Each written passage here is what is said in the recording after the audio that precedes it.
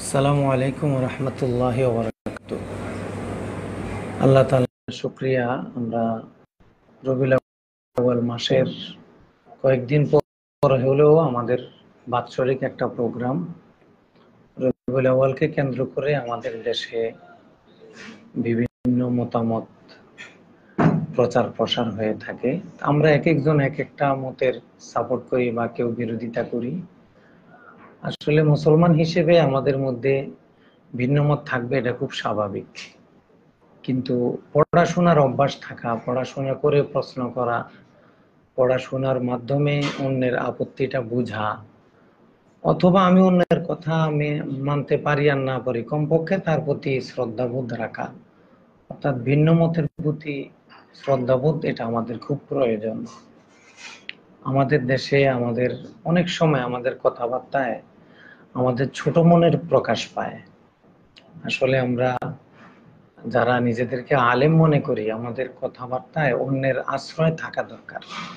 অন্যরা যেন আশ্রিত হয়, অন্যরা যেন পড়াশোনার প্রতি উদ্বুদ্ধ হয়, এমন ভাবে আমাদের আলোচনাগুলো সাজানো দরকার। হয়তো আমরা ওইভাবে পড়াশোনা যারা ভালোভাবে করতে পারি না, কমপক্ষে বড়দের কথার প্রতি, সালাফের মতের প্রতি শ্রদ্ধাবোধ তো রাখতে পারি। এজন্য আজকের এই রবিউল আউয়াল মাসের লাইভ প্রোগ্রামে সকল দর্শক শ্রোতা আপনাদেরকে আন্তরিকভাবে শুভেচ্ছা অভিনন্দন জানাই। আপনারা আপনাদের মূল্যবান সময়কে ইলমে দ্বীনের একটি বিষয়ে জানার জন্য সময়টা আপনারা নির্ধারণ করেছেন। আপনাদের বিভিন্ন প্রশ্নের মাধ্যমে আমাদের পড়াশোনা হয়, আমাদের লাভ হয় এতটুকু। আপনারা আমাদেরকে পড়াশোনা করে প্রশ্ন করবেন, এই প্রশ্ন থেকে যেন পড়াশোনা হয়েছে এটা বোঝা যায়, এমন যেন না হয় যেমন প্রশ্ন করি যেটার সাথে আসলে পড়াশোনার কোনো সম্পর্ক নেই। আমাদের দেশে অধিকাংশ ক্ষেত্রে আমরা পড়াশোনা না করে প্রশ্ন করি, আবার পড়াশোনা না করে উত্তর দিয়ে দিই। আপনার সব প্রশ্ন আমাকে এখন দিতে হবে, এখনই দিতে হবে, এটা তো আর জরুরি না। না পারলে আমরা পড়াশোনা করে পরে দেব, সময় নেব, যে আসলে এই বিষয়টা আমার জানা নেই, আমি একটু পড়ে আসবো, আমি যদি না বুঝি তো যারা বুঝে তাদের কাছ থেকে বুঝে আসবো। তারপরে তো আমাদের একটু পড়াশোনা হলো। রাসূল সাল্লাল্লাহু আলাইহি সাল্লামের জন্মকে কেন্দ্র করে সারা পৃথিবীতে এই বিষয়টি নিয়ে দুটি মত বর্তমানে প্রচলিত হচ্ছে, যেটা দীর্ঘদিন ছিল না, দুই মত ছিল না, সারা পৃথিবীতে সবসময় একমতই ছিল। নবীজি সাল্লাল্লাহু আলাইহি সাল্লামের জন্মকে কেন্দ্র করে বৈধভাবে নেক আমলের মাধ্যমে শরীয়ত অনুমোদিত পদ্ধতিতে খুশি প্রকাশ করা, এটা পুরা পৃথিবীতেই যুগ যুগ ধরে, বিশেষত 900 বছরেরও বেশি সময় ধরে চলে আসছে। বিশেষত মোহাম্মদ বিন আব্দুল ওয়াহাব নজদি, অর্থাৎ আমরা যাদেরকে ওয়াহাবি বলে থাকি, আমাদের এই ওয়াহাবি ভাইদের উত্থানের আগ পর্যন্ত পৃথিবীতে কোথাও মিলাদ কিয়ামের বিরুদ্ধে কোনো ফতোয়া দেওয়া হয়নি। দুই একজন আলাদা কথা বলেছেন, এটা খুব সাজ নাদের। জুমহুরের মোকাবেলায় তাদের অবস্থান বা সংখ্যা খুবই নগণ্য, ইলমি অবস্থানও এবং দলিলের শক্তির দিকের অবস্থানটাও খুব নগণ্য, একেবারে দুর্বল। কিন্তু মোহাম্মদ বিন আব্দুল ওয়াহাব নজদি, এই শাইখে নজদ, ওনার উত্থানের পর থেকে আমাদের এই ধরায় এই মিলাদ বিরোধী আওয়াজটা একটু জোরালো হওয়া শুরু হলো। এবং আমরা দেখেছি যারা এই ওয়াহাবি সালাফি ঘরানার, ওই সকল ভাই মূলত এই ব্যাপারে বেশি সিরিয়াস হয়ে থাকেন, যে এগুলা বেদাত, এগুলা করা যাবে না, খুব মারাত্মক ভাবে হুকুমগুলো দিয়ে থাকেন। আসলে এগুলো আমাদেরকে খুবই মর্মাহত করে।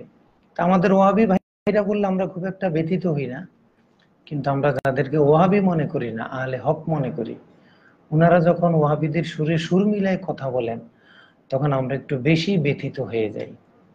ওই সকল ওলামায়ে কেরাম যদি একটু 2-4 পৃষ্ঠা একটু পড়াশোনা করে কথা বলতেন, কমপক্ষে এতটুকু এলেম তো আছে যে জুমহুরুস সালাফ কি বলে, তারা কি লিখেছে, তারা কি করেছে, সব তো আর আসমানে উঠে যায় না এই কিতাবাদি, সব তো আছে।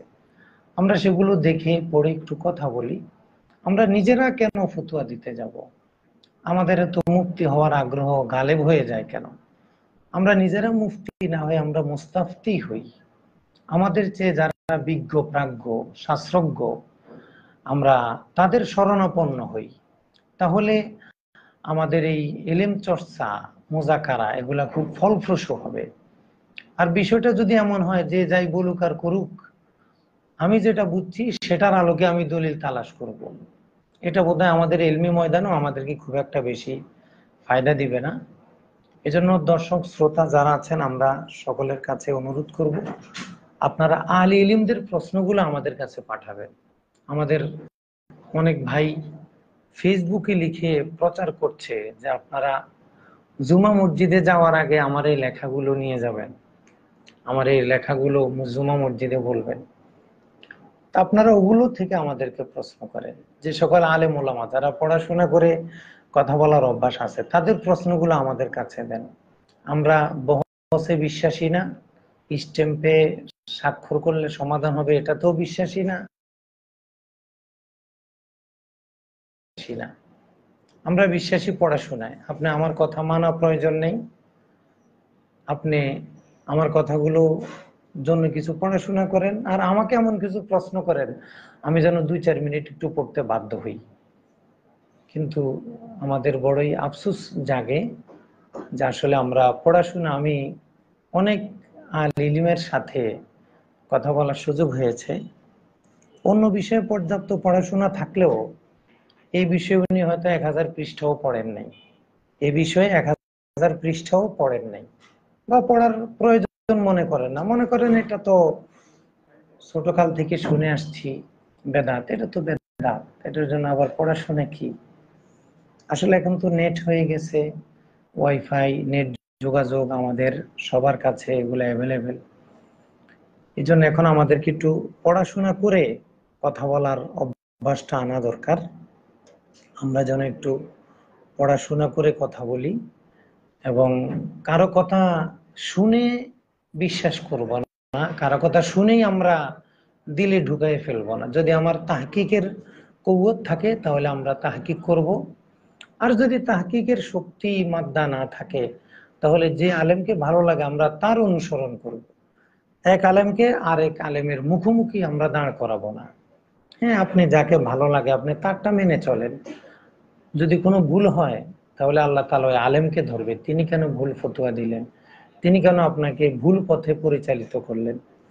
এজন্য আমরা রাসূল সাল্লাল্লাহু আলাইহি সাল্লাম আমাদেরকে যে নির্দেশনা দিয়েছেন, আল্লাহ রাব্বুল আলামিন কোরআন হাকিমে আমাদেরকে যেভাবে আল ইলমের কাছে যেতে বলেছেন, আমরা সেভাবে আলেম ওলামার শরণাপন্ন হয়ে আমাদের জটিলতাগুলো সমাধান করার চেষ্টা করব। ওমা তাওফিক ইল্লা বিল্লাহ। আমাদের এক ভাই প্রশ্ন করেছেন, অন্তত একটি হাদিসের সূত্র বের করুন যে নবী করিম সাল্লাল্লাহু আলাইহি সাল্লাম অথবা সাহাবায়ে কেরামগণ বছরের একটি দিনে অথবা 12ই রবিউল আউয়ালে মিলাদ উদযাপন করেছেন। তো এই ভাইয়ের প্রশ্ন শুনে বোঝা যায় উনি হয়তো খুব, লাইটটা বন্ধ করা যায় না, চোখে পড়ে, এই ভাই হয়তো খুব হাদিস প্রেমিক অথবা খুব নবী প্রেমিক। হাদিসের ভাষা থেকে বোঝা যায় যে উনি যে কোনো কাজ করবেন নবী সাহাবী করেছেন কিনা এটা দেখে দেখে করবেন। এই আগ্রহটা ভালো যে আমার এই কাজ নবীজি করেছেন কিনা সাহাবীরা করেছেন কিনা, আগ্রহটা ভালো। কিন্তু দ্বীনি শরীয়তের ক্ষেত্রে তো শুধু আগ্রহ থাকলে হবে না, দলিলের বিষয় থাকতে হয়। কোরআন সুন্নাহর যে কোনো বিষয়ে নুসুসে শরিয়ার জমা না হলে ওই বিষয়ে সহজ এবং নিরেট সমাধান দেওয়া সম্ভব হয় না, এজন্য মুস্তাহিদ হতে হয়। তা আমরা যারা মুকাল্লিদ, আমরা তো হইলাম মুকাল্লিদে জাহেল। আমাদের বাংলাদেশে আমরা যারা আছি আমরা মানে আলেম ওলামাদের মধ্যে মোটামুটি 98% ওলামা আমরা মুকাল্লিদে জাহেল। অর্থাৎ মারাতিবুল ফুকাহার মধ্যে মুকাল্লিদ হওয়ার জন্য যে যোগ্যতাটা দরকার আমাদের 98% বা 95% মাদ্রাসার শিক্ষক যারা, আমরা যারা বড় বড় কিতাব পড়াই, আমাদের অধিকাংশের মধ্যে যোগ্যতাটা নাই। তো মুকাল্লিদ আলিমের সংখ্যায় আমাদের দেশে হাতে গোনা কয়েকজন। এটা যারা আলী ইলিম তারা অবশ্যই কথাটা বুঝবেন যে মুকাল্লিদ আলিম আর জাহিল মুকাল্লিদে জাহিল। আমরা মোটামুটি মানসম্মত মুকাল্লিদে জাহিল। মুকাল্লিদে আলিম যারা, তাদের তো অনেক পড়াশোনা করতে হয়, পড়াশোনা করে কথা বলতে হয়। তো ভাই যে প্রশ্ন করেছেন যে রসুল সাল্লাল্লাহু আলাইহি ওয়াসাল্লাম অথবা সাহাবায়ে কেরাম বছরে একটি দিন অথবা 12 রবিউল আউয়ালে মিলাদ উদযাপন করেছেন, এটার কোনো প্রমাণ আছে কিনা? এই কথাটার কয়েকটা ব্যাখ্যা হতে পারে। যে রসুল সাল্লাল্লাহু আলাইহি সাল্লাম সরাসরি আমরা এখন যেভাবে মিলাদ উদযাপন করি, যেমন আমরা ইয়া নবী সালাম আলাইকা বলি, আলাম্মা তামামিন হামলিহু বলি, আমাদের অনেক ভাই রেলি করে, আবার অনেকে রেলির নামে জোহরের নামাজও ছেড়ে দেয়, নাউজুবিল্লাহ, মিলাদের নামে বেপরদাও করে, নাউজুবিল্লাহ। আমরা সেগুলোর আলোচনা যাচ্ছি না, তো যারা বৈধভাবে করে আমরা তাদের কথা বলছি। তো এই যে আমরা যে পদ্ধতিতে বর্তমান পৃথিবীতে মিলাদ উদযাপন করা হচ্ছে, 12 রবিউল আউয়াল ঈদ মিলাদুন নবী সাল্লাল্লাহু আলাইহি ওয়াসাল্লাম উদযাপন করা হচ্ছে, ঠিক এইভাবে নবী সাহাবী করেছেন কিনা, এটা হয়তো প্রশ্নের একটা ব্যাখ্যা হতে পারে। অথবা আমরা যে কাজগুলো করি এর কোনো ক্লু, এর কোনো মৌলিক সূত্র সাহাবা, তাবি অথবা রাসূল সাল্লাল্লাহু আলাইহি সাল্লামের বিশাল হাদিস ভান্ডারে রব্বুল আলামিনের কোরআনে কারীমের ৬২৩৬টি আয়াতের মধ্যে কোথাও এমন কোনো ইশারা আছে কিনা যেটা দ্বারা বোঝা যায় যে নবীজির জন্য, নবীজির জন্মে খুশি হওয়া জায়েজ, নবীজির জন্মে খুশি হয়ে কিছু করা জায়েজ? আপনার প্রশ্নের ব্যাখ্যাটা যদি প্রথমটি হয় যে হুবহু আমরা যেভাবে করি এভাবে আছে কিনা, তো এই প্রশ্নটা হবে পড়াশোনা না করার কারণে। যে আমরা কোনো কাজ করা হুবহু নবী সাহাবী করতে হবে, বিষয়টা এমন নয়। যদি এটা আপনাকে কেউ বুঝিয়ে থাকে, কোনো আলেম যদি আপনাকে এই প্রশ্নটা করে থাকে যে নবী সাহাবী, অনেক সময় আমাদের মিলাদ কিয়াম বিরোধী উলামায়ে কেরাম মাহফিলে মাহফিলে তো শ্রোতা থাকে, আর আমাদের দেশের শ্রোতা তো আলেমরা যেখানে মুকাল্লিদে জাহিল, তো শ্রোতারা আর কি হবে? শ্রোতা হলো সামে, ওনাদের তো আর কোনো মারাতেব নাই, আলেমরাই তো মারাতেবুল ফুকাহে থাকতে পারে না। তো শ্রোতাদেরকে বলে তাহলে যারা মিলাদ পড়ে তাদেরকে প্রশ্ন করেন যে নবী সাহাবী থেকে মিলাদুন নবী উদযাপনের কোনো দলিল আছে কিনা, প্রমাণ আছে কিনা। তো কোনো আলেম যদি প্রশ্নটা করে থাকেন তাহলে আপনি বারিউজ জিম্মা, আপনার কোনো সমস্যা নেই। তো এই আলেমকে আমার মাধ্যমে, আপনার মাধ্যমে আমি প্রশ্ন করতে চাই যে আমরা যে ইয়া নবী সাল্লাম আলাইকা পড়ি, এটার জন্য যদি নবীজি করা প্রয়োজন হয়, আমরা যে রেলি করি এটার জন্য যদি নবীজি করার প্রয়োজন হয়, আমরা যেভাবে উদযাপন করি ঠিক হুবহু এই স্ট্রাকচারে, এই অবস্থানে যদি নবীজি সাহাবীর করার প্রয়োজন হয়, তো আমরা এমন কোনো কাজ করি কিনা যেটা হুবহু নবী সাহাবীর মধ্যে ছিল না। যেমন আমরা তবলিগে যাই, আমরা চিল্লা লাগাই, আমরা 10 দিন লাগাই, 3 দিন লাগাই, সাল লাগাই। আসলে এই পদ্ধতিটা নবীজি সাহাবী কখনো করেছেন কিনা? আমরা যে শিক্ষা বোর্ড করি, আমরা যে তালিম করি, আমরা যে আমাদের দেশে যে ওয়াজ মাহফিল গুলো হয়, আসলে নবীজি কখনো এইভাবে ওয়াজ করছেন যে ওয়াজের মধ্যে প্রথমে একজনে কেরাত বলবে, একজনে হামদ বলবে, আরেকজনে নাত বলবে, এরপরে আলোচনা আসবে, আসরের মাগরিবের আগে প্রথম অধিবেশন, মাগরিবের পরে দ্বিতীয় অধিবেশন, এরপরে তৃতীয় অধিবেশন, প্রধান অতিথি সবার শেষে বলবে। অর্থাৎ এই যে ধারাবাহিকতা অথবা একটা সিরিয়াল, আমাদের দেশে যে ওয়াজ মাহফিল হয়, তাফসির মাহফিল হয়, হালকায় জিকির মাহফিল হয়, ইসালে সওয়াব মাহফিল হয়, এই জাতীয় যা হয়, কেরাত সম্মেলন হয়, কেরাত প্রতিযোগিতা হয়, এগুলো কি আবাদত না? মাহফিলে টাকা দিলে কি সওয়াব হয় না? মাহফিলে গেলে কি সওয়াব হয় না? আসলে এইভাবে নবী সাহাবীর যুগে হুবহু ছিল কিনা, আমি আপনার মাধ্যমে হুজুরকে প্রশ্ন করতে চাই। উনি যদি বলে ছিল, যে এইভাবে ছিল, এটা তো অবশ্যই উনি বলতে পারবে না। হ্যাঁ, এইভাবে ছিল না, তবে এগুলা করার মতো পর্যাপ্ত দলিল সেখানে ছিল। হয়তো সাহাবায়ে কেরাম আমাদের মতো এইভাবে করে না, কিন্তু ছোট আকারে করছেন, আমাদের মতো তারতিবে করেন না, ওনারা তারতিব ছাড়া করতেন।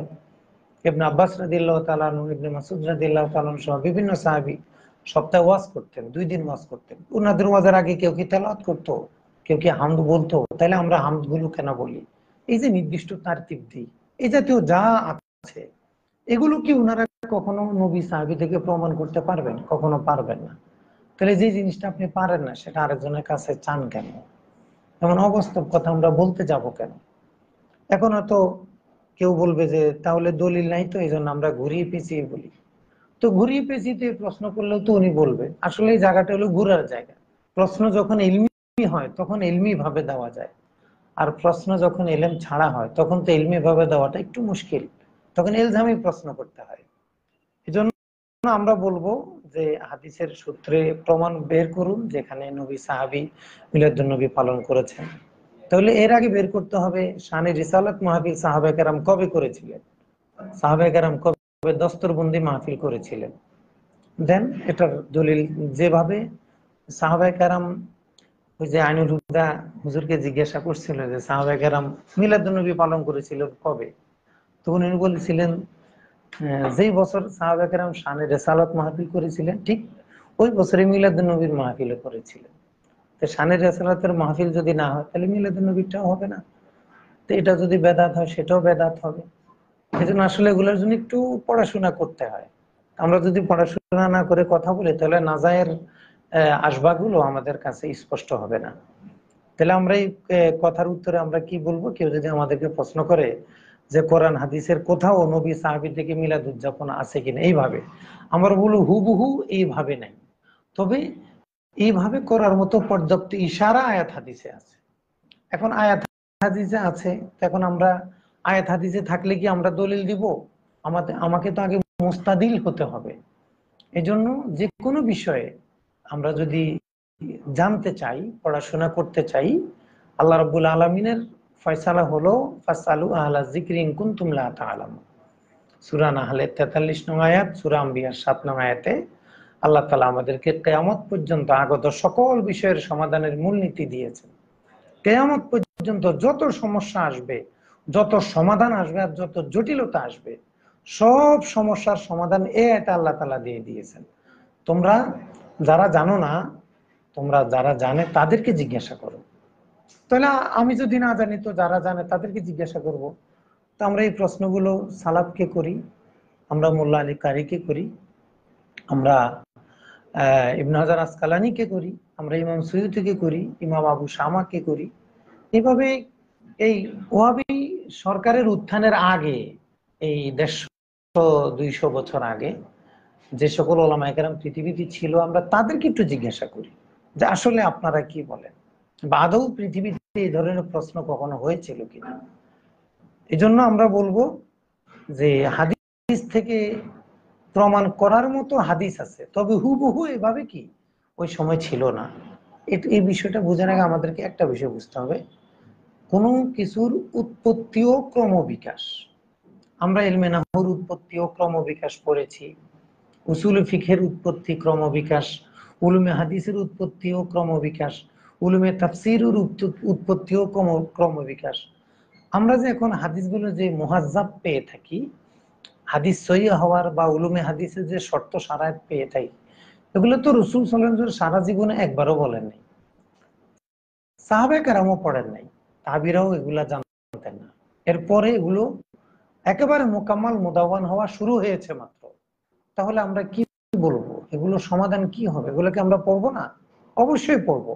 হ্যাঁ, হুবহু উলুমে হাদিস সাহাবায়ে কেরাম পড়েন নাই, আল্লাহ নবীজিও পড়েন নাই, কিন্তু উলুমে হাদিস পড়ানোর মতো পর্যাপ্ত তথ্য নবীর হাদিসে আছে। পড়ার মতো যে সান্ত্বনা দরকার, যেই উলুমের সোর্স দরকার, সেটা নবীজির হাদিসে আছে, আল্লাহর কালামে আছে। এটা তো আল ইলিমদের কাজ, এটা তো আমরা যারা মুকাল্লিদে জাহিল, এটা আমাদের কাজ না। যারা মুকাল্লিদে আলিম তারা বুঝবেন, আর যারা মুস্তাহিদ ইমাম তারা বলবেন। এই জন্য আমরা এই প্রশ্নের উত্তরে প্রথমে বলতে চাই যে কোরআন হাদিসে আছে কিনা এইভাবে উদযাপন করা হুবহু এভাবে নাই, তাহলে আমরা করি কেন? হ্যাঁ, এভাবে উদযাপন করার মতো ইশারা আছে। যেমন আল্লাহ তাআলা কোরআন হাকিমে ইরশাদ করলেন, ফাযাক্কিরহুম বিআইয়ামিল্লাহ, এ নবী আপনি তাদেরকে আল্লাহর দিবসগুলোর কথা, আল্লাহর দিবসগুলোর মাধ্যমে স্মরণ করায় দেন, দিবসগুলোর মাধ্যমে তাদেরকে উপদেশ দেন। আল্লাহর দিবসগুলো তাদের সামনে পেশ করেন।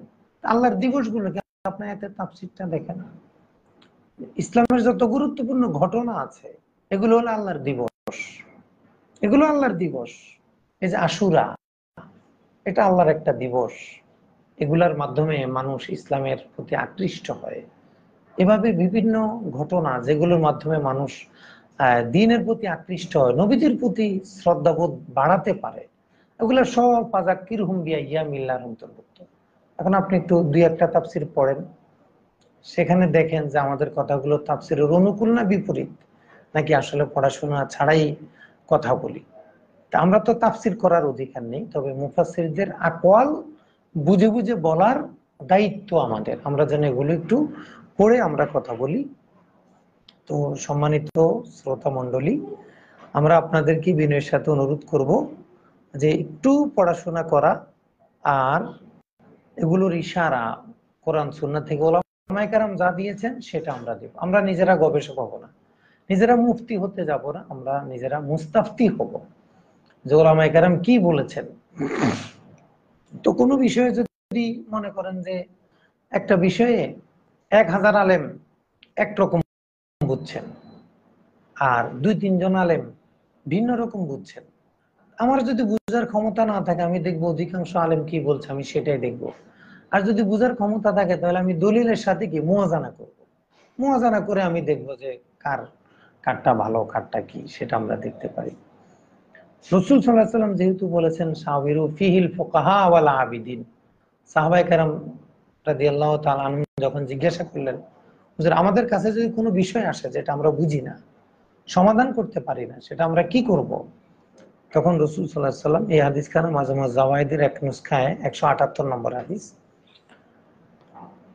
শাওয়িরু ফিহিল ফুকাহা ওয়াল আবিদিন, তোমরা ইবাদত গুজার ফুকাহায়ে কেরামের সাথে পরামর্শ করো, তারা যেটা বলে সেটা তোমরা মেনে নিবা।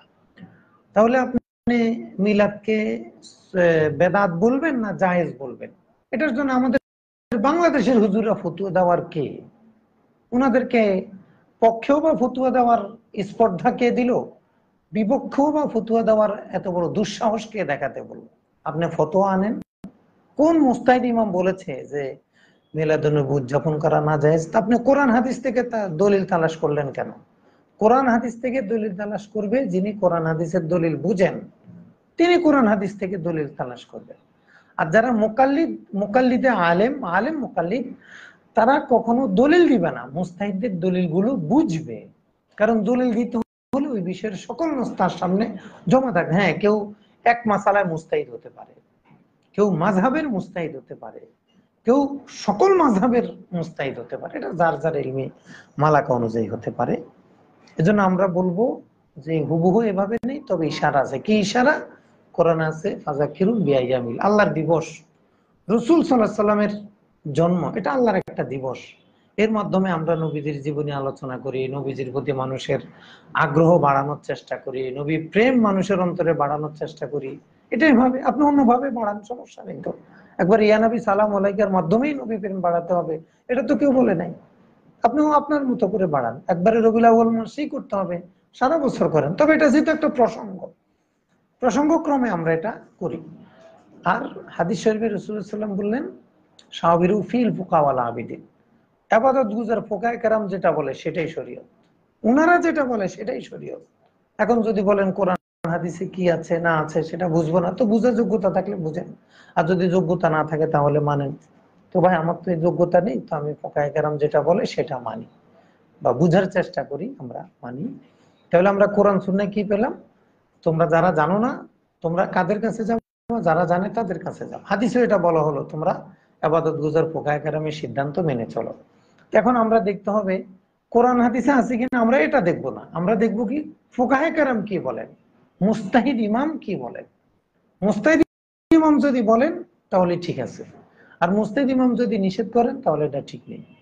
আর যদি দুই একজন মুস্তাহিদ ইমাম একরকম বলেন আর অধিকাংশ মুস্তাহিদ ইমাম একরকম বলেন, তাহলে রাসূল সাল্লাল্লাহু আলাইহি ওয়াসাল্লাম বলেছেন আলাইকুম বিসাওয়াদিল আযম, তোমরা অধিকাংশের সাথে থাকো, যে মতটা অধিকাংশ মুস্তাহিদ ইমাম বুঝেছেন তোমরা সেটা ধারণ করো, এটা তোমাদের জন্য নিরাপদ হবে। হ্যাঁ, কারো কাছে যদি দুই একজন মুস্তাহিদ ইমামেরটা ভালো লাগে, লাগতে পারে, সেটা আপনি নেন, কিন্তু বাকিদেরকে তো আপনি বাতিল বলতে পারেন না। বাকিদেরকে তো আপনি বেদাতি বলতে পারেন, ওদিকে এই দুঃসাহস বোধহয় আমাদের কারণে। তাহলে আমরা এই প্রশ্নের উত্তরে কি দেখতে হবে, যে ওলামায়ে কেরাম কি বলেছেন। তো ওলামায়ে কেরামের কিতাবগুলো আপনারা পড়েন, কারো পড়ার সুযোগ থাকলে পড়েন। তো আমাদের বাংলাদেশের বুজুর্গ বই পুস্তক পড়ে তো আসলে আমাদের ভারতবর্ষে তো মেধাবী মানুষের খুব একটা জন্ম হয়নি। এই ভারতবর্ষের জন্মের পর থেকে দেশের মেধাবী আলেমের খুব বেশি অবস্থান নাই। যেমন এই দেশ থেকে একটা ইবনে হাজার আসকালানি হয়নি, এই দেশ থেকে একটা সুয়ুতি হয় নাই, হয়েছে একজন কাশ্মীরি হিন্দুস্তান থেকে। কিন্তু উনি কি সুয়ুতির মতো, উনি কি আসকালানির মতো? আমাদের আমাদের দেশে মেধাবীদের মধ্যে উনি সেরা মেধাবী, কিন্তু উনাকে যদি আজহারে রাখা হয়, যেমন আমাদের বাংলাদেশ ওইভাবে মেধাবী, বাংলাদেশ কেন আমাদের হিন্দুস্তানে মেধাবী কোনো আলেম নেই। হ্যাঁ, যারা আছেন ওনারা একজনের তুলনায় অন্যজন মেধাবী। আমাদের হিন্দুস্তানে কি 1 লাখ হাদিসের হাফেজ আছেন? একজনও নাই। 10,000 হাদিসই তো পারে না। 2-3 হাজার হাদিস মুখস্থ করলে তো বাংলাদেশের বড় হাফেজ হাদিস হয়ে যায়। ওয়াজে দেখেন না, 8-10টা হাদিস বললে আমরা মনে করি হাফেজে হাদিস। ভ্রাম্যমাণ লাইব্রেরি কাকে বলে? আমাদের দেশে তো উপাধি দিতে তো তাহকিক লাগে না। এজন্য আসলে আমাদের হিন্দুস্তানের আলেম ওলামার যেহেতু মেধা কম, তারপরে পড়াশোনার, আমি মেধা কম বলতে বুঝিয়েছি মুস্তাহিদ ইমামদের তুলনায় আমাদের মুআসির বা এদের সাথে আমরা কম্পেয়ার করিনি। তো এই জন্য আমরা এই এলাকায় তালাশ না করে আমরা মুস্তাহিদ ইমামদেরটা তালাশ করবো। তো এটার জন্য আপনি পড়তে পারেন আল আজওয়াতুল মারদিয়া ফিমা সুইলা আন হাদিসিন নাবাবিয়্যা, ইমাম সাখাবির এই কিতাবটা আপনি দেখতে পারেন, 3য় খণ্ড দেখেন। সেখানে ইমাম সাখাবী রহমাতুল্লাহ আলাইহি ইবনে হাজার আসকালানির সরাসরি ছাত্র, তিনি আসকালানি এই সম্পর্কে কি ফতোয়া নকল করেছেন সেটা আপনি একটু দেখে নিতে পারেন। আমরা অনুরোধ করব সালাফের কিতাব পড়ে কথা বলেন, নিজেরা কেউ আমরা মুফতি হব না, মুস্তাফতি হব। এই প্রশ্নটার উত্তরের মধ্যে মূলত মোটামুটি সব প্রশ্নের উত্তর। এখন অনেক প্রশ্ন আসবে, এটার উত্তর কি, সেটার উত্তর কি। আমরা বলবো যে ভাই এটার উত্তর কোরআন হাদিস থেকে তালাশ না করে কোরআন হাদিস যারা বুঝছে তাদের কাছে জিজ্ঞাসা করেন। কোরআন হাদিস থেকে আপনি তালাশ করেন কেন? আপনি কথা বলার কি অধিকার আছে যে একটা হাদিস দিয়ে দলিল দেন? আপনি বলতে পারেন আপনি যে কাজটা করেন এটার ফিকহি মারাতেব কি, এটা কি জায়েজ, এটা কি ওয়াজিব না সুন্নত না মুস্তাহাব, ফিকহি মারাতেব আপনি জিজ্ঞাসা করতে পারেন। যখন মারাতেব জিজ্ঞাসা করেন এরপরে কোন ফুকাহে কেরাম কারা কারা বলেছেন সেটা জিজ্ঞাসা করতে পারে। এখন আমাদের প্রশ্নগুলো আমাদের লেয়ারকে ছাড়াই অনেক উপরে উঠে যায়, এটা আসলে আদবেরও দাবি না। হ্যাঁ, যারা মুকাল্লিদ আলিম তারা এগুলা নিয়ে পড়াশোনা করতে পারেন। এই ভাইকে আমরা বলবো যে আল্লাহর কালাম নবীজির হাদিসের মাধ্যমে বোঝা যায়, যারা জানে তাদেরকে জিজ্ঞাসা করতে হবে, কোরআন হাদিস থেকে দলিল চাওয়া যাবে না, সাবধান, এটা খুব খারাপ। এখন আমাদের দেশের সাধারণ মানুষ, আমরা যারা মুকাল্লিদে জাহিল, আমরাও কোরআন হাদিস থেকে দলিল চাওয়া এবং দেওয়া শুরু করেছি। এটা তো একটা ভালো দেখালেও আসলে এটার পরিণতি খুব ভালো হয় না। আপনার যেহেতু কোরআন সুন্নাহ আমাকে আপনাকে প্রেসক্রাইব করেছে যারা আহলে জিকির, যারা ফকি তাদের কাছে যেতে, আমি আপনি তো ফকির না, কেন আমরা এগুলা ফকির ভান ধরে আমরা কেন এই ধরনের দুঃসাহস দেখাবো? তা আমি কয়েকজন ইমামের নাম বলেছি, এদেরকে যদি আপনারা পছন্দ করেন, উলুমে হাদিস পড়ার সময় তো ওনাদের কিতাবটাই পড়তে হয়, তাই না? ইবনে হাজার আসকালানির কিতাব বাদ দিলে উলুমে হাদিস হয়? ইমাম সাখাবির কিতাব বাদ দিলে কি উলুমে হাদিস পড়া যায়? ওনাদের কিতাবগুলো বাদ দিলে কি বুখারী পড়া যায়? আপনি এরশাদুস সারি পড়েন, কস্তাল্লানিকে বাদ দিলে কি বুখারী বোঝা যায়? এভাবে দেখেন না, যারা দিন বুঝেছে তারা কি বলেছে। এজন্য আমার ভাইরা যারা এগুলা ছড়াছড়ি করেন তারাও জানেন এই দলিলগুলো। এজন্য আল আজওয়াতুল মারদিয়াটা দেখতে পারেন, আল বাইস ফিল বিদায় ওয়াল হাওয়াদিস, ফি ইনকারিল বিদায় ওয়াল হাওয়াদিস, ইমাম আবু শামার, সেই কিতাবটা আপনারা দেখতে পারেন। আর এই সবগুলো কিতাব মোটামুটি অনেকগুলো আমরা একত্রে একটা পিডিএফ তৈরি করেছি, সেখানে আমরা জমা করার চেষ্টা করেছি। আকওয়ালুল আইম্মাতিল আলাম ফিল ইহতিবাল বিমিলাদিন নবী খাইরিল আনাম, একটা আরবি কিতাব আমরা সংকলন করেছি, জমা করেছি আর কি, যে কোন ইমাম কোন কিতাবের মধ্যে এই ব্যাপারে কি বলেছে। আপনারা কেউ যদি চান আমরা পিডিএফ দিয়ে দিতে পারি, এটা বসে বসে মোতালা করেন। দুরূদ পড়তে পড়তে দাঁড়াতে হবে এমন কথা কি হাদিসে আছে? আচ্ছা, হাদিসে কি নিষেধ আছে যে দুরূদ পড়তে পড়তে দাঁড়ানো যাবে না? আমরা এই ধরনের প্রশ্ন কেন বলি যে দুরূদ পড়তে পড়তে দাঁড়াতে হবে? এমন কথা কি হাদিসে আছে? তো আমি যদি বলি আপনাকে দুরূদ পড়তে পড়তে দাঁড়াতে হবে, এটা কি দাঁড়ানো যাবে না, এটা কি হাদিসে নিষেধ আছে?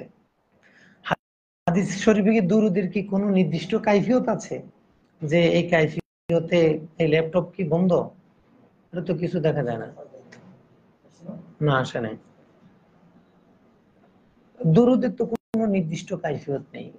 কোরআন সুন্নায় বলা হয় না যে তোমরা বসে বসে পড়ো, তোমরা দাঁড়িয়ে দাঁড়িয়ে পড়ো, তোমরা শুয়ে বলে না। বলে সাল্লাল্লাহু আলাইহি ওয়াসাল্লাম তাসলিমা, তোমার যেভাবে ভালো লাগে সেভাবে পড়ো, এটা আমরা মুতলাক। এটা কোনো সূরতকে মুকাইয়াদ করে নাই। তবে আপনি যদি দাঁড়ায় দাঁড়ায় দুরূদ পড়ে, নিষেধ নেই তো, আপনি নিষেধ করছেন কেন? আর যদি এখন প্রশ্ন করতে পারেন যে শুধু ইয়ানবী সালাই মুলাইকা বলার সময় দাঁড়ান কেন, অন্য সময় দাঁড়ান না কেন? আমি বলবো তো আপনি সবসময় বসে থাকেন কেন, আপনি দাঁড়ান না কেন? তো একই প্রশ্ন আপনাকে তো করা যায় যে আপনি দাঁড়িয়ে পড়েন না কেন। আপনি আমাকে প্রশ্ন করতেছেন আমি দাঁড়িয়ে পড়ি কেন।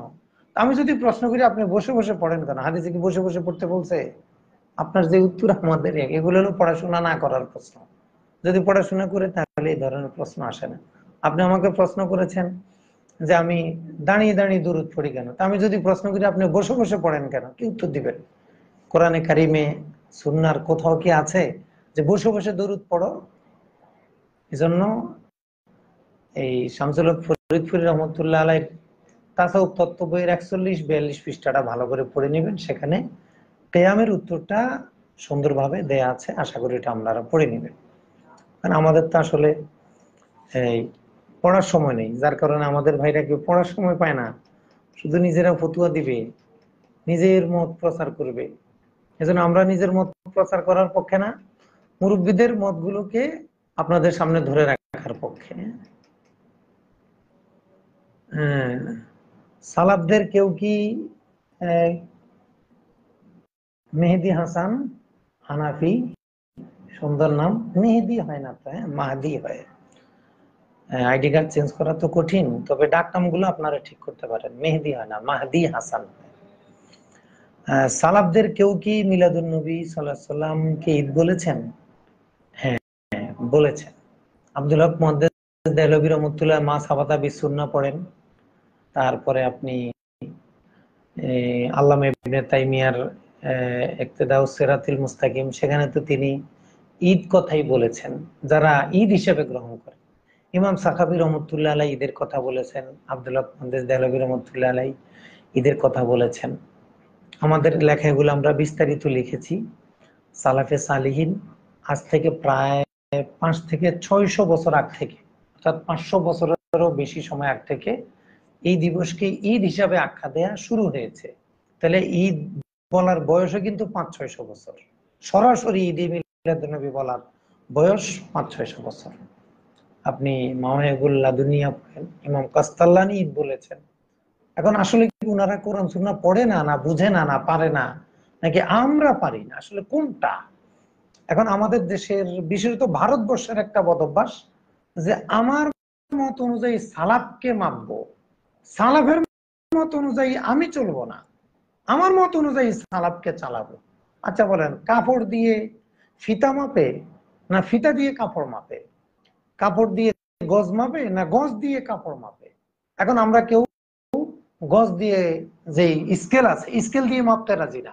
কাপড় একটা বানায় নিছি, ওটা দিয়ে আমরা স্কেল মাপি। এটা তো আসলে আদবের কালাম। এবং ওই যে বলেছি না যে আমরা যারা মুকাল্লিদে জাহিল, এটা আমাদের একেবারে একটা মৌলিক বৈশিষ্ট্য। মুকাল্লিদে জাহিলদের একটা বৈশিষ্ট্য হলো আমরা সালাফকে আমাদের মত অনুযায়ী মাপি, সালাফের মত অনুযায়ী আমার মতকে কখনো মূল্যায়ন করতে শিখি না। একে তো বেয়াদবি, আবার মুকাল্লিদে জাহিল হওয়ার বড় একটা সুন্দর সহজ প্রমাণ এটা। এজন্য যে ভাই প্রশ্ন করেছেন যে ঈদ বলেছেন কিনা, হ্যাঁ বলেছেন। তো কি বই পড়বেন, এটার জন্য কি বই পড়বেন? আল আজওয়াতুল মারদিয়া পড়বেন, তারপরে এটার জন্য পড়বেন ইমাম সাখাবী আল আজওয়াতুল মারদিয়া। ইমাম আব্দুল হক মুহাদ্দিস দেহলভী রাহমাতুল্লাহ আলাইহি পড়বেন মা সাবাতা বিসুন্নাহ। ইমাম কাস্তাল্লানির লেখা আল মাওয়াহিবুল লাদুন্নিয়া। এই কিতাবগুলো আপনারা, আরো অনেক কিতাব আছে, এগুলো আপনারা পড়তে পারেন। তাহলে আপনারা এই জাতীয় প্রশ্নগুলো সহজে পাবেন। এগুলা পড়ে যদি কোথাও যদি আপনাদের কোনো মুশকিলাত আসে আমাদেরকে আপনারা জানানোর চেষ্টা করবেন, আমরা ইনশাল্লাহ বলে দিব। কোরআনে দিন মোহাম্মদ, দিন মোহাম্মদ, ও দিন মোহাম্মদ, আচ্ছা হ্যাঁ দিন মোহাম্মদ, কোরআনে ব্যবহার হয়েছে ফালিয়াফরাহু, কিন্তু আমরা ব্যবহার করছি ঈদ। এটা কি সঠিক? হ্যাঁ, এটা তো কাছাকাছি। ফারাহ মানে কি? খুশি হওয়া। তো ঈদের দিনে তো খুশির দিন। এখন এই যে খুশিতে ঈদ ব্যবহার করা, আসলে এটার বৈধতা কি আছে? এটার জন্য আমরা বলবো আপনারা হাসিয়াতুত তাহতাবি আলা মারাকিল ফালাটা দেখতে পারেন। সেখানে আছে ঈদ ঈদ ঈদ। আমার বন্ধু এসেছে ঈদের দিন, জুমার দিন, যেদিন ঈদের দিন সেদিন ছিল জুমার দিন, শুক্রবার ঈদ হয়েছে, সেদিন আমার বন্ধু এসেছে। এটাকে সেখানে বলা হয়েছে তিনটি ঈদ এখানে জমা হয়েছে, ঈদুন ওয়া ঈদুন। যে আমার বন্ধু এসেছে শুক্রবারের ঈদের দিনে, তো বন্ধু এসেছে, এটা একটা ঈদ, শুক্রবার একটা ঈদ, আর ঈদের দিন আরেকটা ঈদ। তাহলে বোঝা গেল খুশির দিনে ঈদ ব্যবহার করা এটা ফোকাহে কেরামের দৃষ্টিতে অবৈধ হওয়ার কিছু না। হ্যাঁ, কেউ যদি, যে ঈদে শরীয়ত কোনো আহকাম ঘোষণা করে নাই, যে ঈদে শরীয়ত কোনো সওয়াব নির্ধারণ করে নাই, ওই ঈদে কেউ যদি নির্দিষ্ট সওয়াবের আশা করে, এটা বেদাত হবে, এটা ফোকাহে কেরাম অনুমতি দেননি। এজন্য ঈদ এটা সালাফ ব্যবহার করেছেন। আপনারা এই কিতাবগুলো পড়লে আশা করি বুঝবেন। আর কারো যদি পড়ার ধৈর্য না থাকে, তাহলে এই ব্যাপারে লাইভ ক্লাসে আসাও দরকার নাই, এই ব্যাপারে কথা বলাও দরকার নেই। কারো যদি অভ্যাস থাকে, তাহলে এই পড়াগুলো মেহরবানি করে একটু পড়বেন।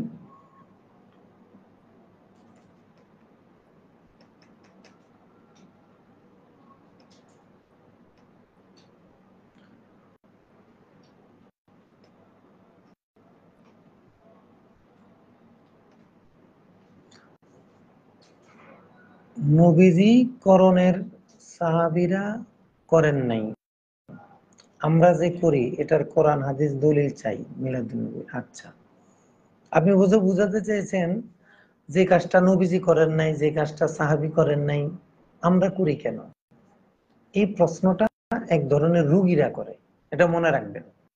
আলহামদুলিল্লাহ, দেশের যত বড় আলেম হোক, আমরা ছোট, কিন্তু এই প্রশ্ন করার হিম্মত এবং পর্যাপ্ত ইলমি শক্তি আমাদের আছে। যে এই প্রশ্নটা, এক যাদের মধ্যে একটা রোগ আছে, তারা এই প্রশ্নটা সারা জীবন করবে, আর শুধু ঘুরপাক খাবে। একবার নিজের মুরব্বীর সাথে বাড়ি খাবে, আবার আরেক শ্রেণীর মুরব্বীর সাথে বাড়ি খাবে, আবার নিজে নিজের গায়ে বাড়ি খাবে। এই প্রশ্নটা করে করে যে নবী করে নাই, সাহাবী করে নাই, আমরা কেন করি? এই প্রশ্নটা এক ধরনের রোগ থাকলে করে। ওই রোগের নাম হইল নজদি তাইমি রোগ। এই রোগটার নাম হইল নজদি তাইমি রোগ। এই নজদি তাইমি রোগটা যাদের মধ্যে ঢুকবে, তারাই প্রশ্ন করবে। অথবা পড়াশোনা হয়তো ভুলে গেছে, তারা এই প্রশ্নটা করতে পারে। তো সাধারণত নজদি তাইমি রোগ যদি থাকে, প্রশ্নটা তিনি যত বড় আলেম হোক, যত বড় মুহাক্কিক মুদাক্কিক হোক না কেন, ওনার মধ্যে নজদি তাইমি রোগ ঢুকে গেছে, এই জন্য এই প্রশ্নটা করেছেন। আপনি উসুল সারাকসি পড়েন, দেখেন না সেখানে তরককে হুজ্জত বলেছেন কিনা। আপনি মাতাকুমুর রাসূল ফাখুযু ওয়া মা নাহাকুম আনহু ফান্তাহু, সূরা হাশরের 7 নম্বর, এতে তাফসীর দেখেন। এদের ব্যাখ্যা পৃথিবীর কোন মুস্তাহিদ মুফাসসির বলেছেন কিনা নবী সাহাবী না করাটা দলিল? কোথায় পেয়েছেন আপনি? বলেন, 2-3টা কিতাবের নাম বলতে বলেন মুহতারামকে, আমরা ইনশাআল্লাহ মোতালা করব। এজন্য এটা এক ধরনের রোগীর প্রশ্ন, যে যাদের মধ্যে নজদি তাইমির রোগ আছে, ওই ভাইরা অবশ্যই প্রশ্ন করবেন যে নবী করে নাই, সাহাবী করে নাই, আমরা করব কেন? তো এই প্রশ্ন শুধু মিলাদের ক্ষেত্রে কেন, সব ক্ষেত্রে থাকা উচিত। ইল্লাল্লাহ জিকির নবী সাহাবী করছিল, চিল্লা প্রচলিত, তবলিগ নবী সাহাবী করছিলেন, প্রচলিত তালিম, জিকির, মজলিস, ওয়াজ, মাহফিল, ওই একই কথা। এগুলো তো নবী সাহাবী, এগুলোর সময় নবী সাহাবী করেছে কিনা এই প্রশ্ন তো করেন না। তখন আপনি কি করেন? তখন আপনি ওই ক্লু খোঁজেন, ইশারা খোঁজেন। তো আমরাও ইশারা খুঁজি। এজন্য আমি আগেই বলেছি, এক এক নির্দিষ্ট রোগীর অন্তরে এই প্রশ্নটা থাকবে। যারা নুজদি তাইমির মারাদে মারিদ হয়ে গেছেন তাদের এই প্রশ্নটা বারবার আসবে, বারবার। আর এমদাদুস সুলুকের মধ্যে যে অজিফাগুলো আছে এগুলো কি নবী সাহাবীরা করছেন? মুনাজাতে মাকবুল থানবী রহমতুল্লাহ আলাইহি লিখছেন, এটা কি নবী সাহাবীরা করছিলেন? মুনাজাতে মাকবুল, এখানে যে শনিবারের দোয়া, রোববারের দোয়া, 7 দিনে এখানে তারতিব দেওয়া হয়েছে। মোল্লা আলী কারি রহমতুল্লাহ হিফজুল আজম লিখছেন, সেখানে 7 দিনের দোয়াগুলোকে সিরিয়াল দেওয়া হয়েছে। আচ্ছা, এগুলো কি নবী সাহাবী করছিলেন? প্রশ্ন করেন না কেন? বুঝে বলেছি না, যাদের কোনো নজদি টাইমে রোগ থাকবে তারা এই প্রশ্ন করবে, আর শুধু নিজের মুরব্বীদের সাথে বাড়ি খাবে, বারবার বাড়ি খাবে। এই জন্য এগুলো শুনলে আমাদের কষ্ট লাগে যে হ্যাঁ রে, আমাদের আমাদের দেশের নজদি টাইমে রুগী চলে আসছে। এগুলো তো এই দেশে আমদানি রপ্তানি হওয়ার কথা ছিল না। যাদের মুত্তাফাকুল আলাইহি বাতিল, যারা এদের ব্যাপারে, এদের নীতিগুলো আমরা নিয়ে কেন কথা বলবো? তাহলে আমরা এই সম্পর্কে আপনাকে মোতালা দিব যে ভাই, প্রশ্ন নবী করেন নাই, সাহাবী করেন নাই, আমরা কেন করি? তাহলে মা আতাকুমুর রাসূলু ফাখুযুহু, এখানে আল্লাহ তাআলা কি বলেছেন? নবীজি যা নিয়ে এসেছেন তা ধরো। তাহলে ধরতে হবে কোনগুলা? যা নবীজি নিয়ে এসেছেন। ওয়ামা নাহাকুম আনহু ফান্তাহু, যেগুলা করতে নবীজি নিষেধ করেছেন সেগুলা থেকে বিরত থাকো। আল্লাহ কি বলেছেন? মা তারাকা আনহু, মা তারাকাহু। আল্লাহ তাআলা কি বলেছেন? মা আতাকুমুর রাসূলু ফাখুযুহু ওয়ামা তারাকাহু ফান্তাহু। নবীজি যা নিয়ে এসেছেন তা করো, যা ছেড়ে দিয়েছেন তা তোমরা ছেড়ে দাও। এটা আল্লাহ তাআলা বলেছেন। এই প্রশ্নটা নজদি টাইমে রোগ থাকলে আসবে, অথবা না বুঝলে আসতে পারে। অর্থাৎ আপনি রুগী না, কিন্তু হয়তো জানেন না, এই জন্য প্রশ্ন করছেন। এজন্য আমরা কিন্তু কোনো প্রশ্নের উত্তর দিব না, উত্তর কোথায় পাওয়া যায় সেটা বলবো। এজন্য আমরা আহলে ইলমদের দৃষ্টি আকর্ষণ করব, যারা বিভিন্ন মাদ্রাসার মুফতি মুহাদ্দিস, আপনারা যদি আমাদেরকে একটু সময় দেন, বললে ইনশাল্লাহ আমরা আপনাদের কাছে গিয়ে মাসালাটা বুঝবো। যেহেতু আপনি এই বিষয়ে অনেক বই পুস্তক লেখেন, অনেক কথা বলেন, মানুষকে বিভিন্ন কথা বলেন, তা আমাদেরকে একটু 5 মিনিট বলেন, আমরা আপনার কাছ থেকে শুনি। সমস্যা কি? আমরা তো বহসে যাই না, আমরা দেখা করতে যাই, হাদিয়া তোফা নিয়ে যাই, নিজের পকেটের ভাড়া দিয়ে যাই, এবং খালি হাতে যাই না। আমি কোন আলেমের কাছে 1-1.5 হাজার টাকার নিচে হাদিয়া তোফা নেই না। কমপক্ষে নেওয়ার চেষ্টা করি। আমরা কয় টাকা আয় করি, তারপরে আমি নেওয়ার চেষ্টা করি। এজন্য নবীজি করেছে, করেন না, এই জন্য আমরা করতে পারবো না। এটা হলো নজদি টাইমের রূপ থাকলে আসবে। আর এটার সমাধানের জন্য আপনি মা তাকুমুর রাসূলু ফাখুযুহু ওয়া মা নাহাকুম আনহু ফান্তাহু, এটা তাফসীর দেখতে পারেন। এবং রাসূল নিজে হাদিস শরীফে বলেছেন, আমি তোমাদেরকে যা আদেশ করি সাধ্য অনুযায়ী তোমরা সেটা মেনে চলো, যা নিষেধ করি তা থেকে তোমরা বিরত থাকো। নবীজি বলেন না যে মা তারাকতু, আমি যা ছেড়ে দেই তা থেকে। তাহলে তরকটা আবার হুজ্জত হলো কিভাবে? কখনো এটা হুজ্জত না। এজন্য উসুলুস সারাকসি আপনারা পড়তে পারেন, উসুলে বাজদাবি আপনারা পড়তে পারেন। এখন কিতাব পড়ার যদি সময় না থাকে, তাহলে তো এইসব ইখতিলাফি বিষয়ে কথা বলা, শোনার অধিকার বোধহয় আমাদের নেই। হ্যাঁ, এগুলা পড়তে গিয়ে যদি কোথাও না বুঝেন আমাদেরকে প্রশ্ন করবেন, আমরা ইনশাল্লাহ না বুঝলে মোতালা করে আপনাদেরকে সময় দেবেন। আরেক ভাই প্রশ্ন করেছেন,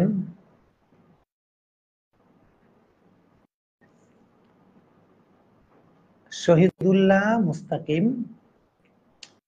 আমরা কিয়ামের মধ্যে অনেক পীর মুর্শেদের নাম উচ্চারণ করে থাকি, তা কতটুকু যৌক্তিক? আসলে আমরা সারসিনার সিলসিলার অনুসারে আমরা কখনো আমাদের মিলাদে কোনো পীর মুর্শেদের নাম নেই না, বা আমাদের হক সিলসিলার যাদেরকে মনে করি তাদেরকে কখনো নিতে দেখি না। তো যারা নেয় তাদেরকে প্রশ্ন করলে ভালো হবে। এটা আমার জানা নেই ওনারা কোন দলিলের ভিত্তিতে নেয়, আমি বলতে পারবো না।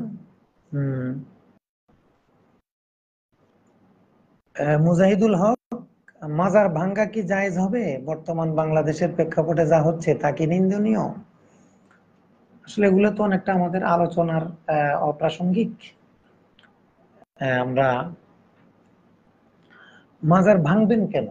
মাজারে যে ভণ্ডরা বসে তাদেরকে পিটায় তাড়ায় দিবেন। মাজারগুলা ভণ্ডদের দখলে চলে গেছে, তাদের সাথে পারে না, সেখানে গিয়ে ধরেন মাজার কেন ভাঙবেন? মাজার নিয়ে যারা ব্যবসা করে তাদের মাজার ভেঙে দেন। মাজার তো আমাদের ক্ষতি করে নাই। মাজার কি ক্ষতি করে? মাজারওয়ালা কি এই ভণ্ডদেরকে খেলাপথ দিয়েছিল? মাজার ভাঙ্গা এটা তো বেয়াদবি। আপনার আব্বার কবর ভাঙবেন? ভাঙতে পারবেন? দুঃসাহস আছে আপনার? তাহলে একজন আল্লাহর ওলির কবরের ব্যাপারে এগুলো আমরা কেন বলি? আমরা মাজার ভাঙবো না, মাজার পূজারীদের কোমর ভাঙবো, পা ভাঙবো, এটা করতে পারেন, এটা আপনার ধর্মীয় অধিকার। তবে রাষ্ট্র যেহেতু নিষেধ করে, আপনি আদালতে মামলা দেন, তাদের বিরুদ্ধে রাষ্ট্রীয়ভাবে তাদের ব্যবস্থা নিতে পারে। আইন হাতে তোলা এটা আমাদের দায়িত্ব না।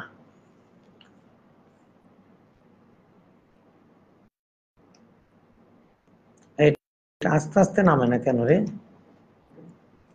এগুলো আস্তে আস্তে নামে না কেন? দেখতে পারি না, নামে না কেন?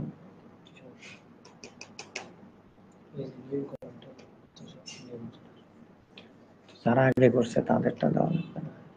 ও আচ্ছা আচ্ছা।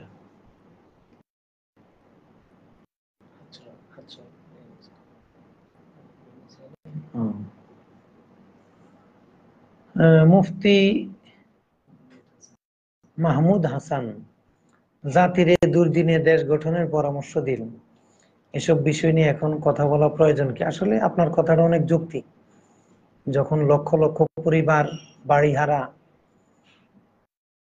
তারা ত্রাণের অভাবে কষ্ট পাচ্ছে, তখন এগুলা নিয়ে কথা বলা ওদিকে তাকালে অপ্রাসঙ্গিক, কিন্তু রবিউল আউয়াল মাস তো এই জন্য প্রাসঙ্গিক। যেমন আমাদের এখন যে সকল ভাইরা মসজিদে মিলাদকে বেদাত বলেন, ওনাদের এগুলা বলা দরকার কি? ওনারা কেন বেদাত ফতুয়া দেয়? ওনার কি ত্রাণের কথা বলতে পারে না? ওনার কি আর কথা বলার সময় নাই?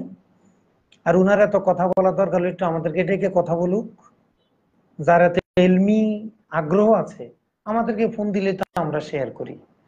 আমাদের তো এই ব্যাপারে আগ্রহ আছে, কথা শোনার। বলার আগ্রহ কম থাকলে শোনার আগ্রহ আলহামদুলিল্লাহ পর্যাপ্ত আছে। এজন্য জাতির এই দুর্দিনের দিকে তাকালে আসলে এগুলা করা ঠিক না। বা আমরা নিজেরা আমাদের সামর্থ্য অনুযায়ী আমরা চেষ্টা করেছি। আমাদের মধ্যে অনেকে পুরো 1 মাসের বেতন দিয়ে দিয়েছে আলহামদুলিল্লাহ। আমরা এমন লোক দেখেছি, কেউ বোনাস 100% বোনাস দিয়ে দিয়েছে, কেউ 50% বোনাস দিয়ে দিয়েছে, এই ত্রাণে দিয়ে দিয়েছে। আমরা এগুলো আলহামদুলিল্লাহ পৌঁছানোর চেষ্টা করেছি। এখন ত্রাণ দেওয়া তো আমার আলোচনার মুখালেফ না, এটা তো আমাকে প্রতিবন্ধকতা তৈরি করে না। হ্যাঁ, দেশ গঠনের পরামর্শ কেউ যদি পরামর্শ চায় আমরা দেব। আমাদের মুরব্বীরা আছে, তাদের কাছে যাবে, তারা পরামর্শ দেবে।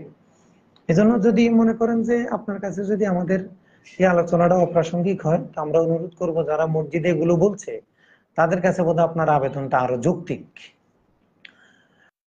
হাসান আহমদ, যারা আল্লাহ রসুল সাল্লাল্লাহু আলাইহি সাল্লামের সাথে গোস্তাখি করে তাদের সাথে কি ঐক্য করা যাবে? আসলে আমাদের একটা সমস্যা আছে, যারা মিলাদের বিরুদ্ধে বলে আমরা তাদেরকে একবারে গোস্তাকে রসুল বলে ফেলি। আসলে সে গোস্তাকে রসুল কেন, এটা আমাদের একটু খতিয়ে দেখা দরকার। মিলাদের বিরুদ্ধে বললে কেউ গোস্তাকে রসুল হয় না।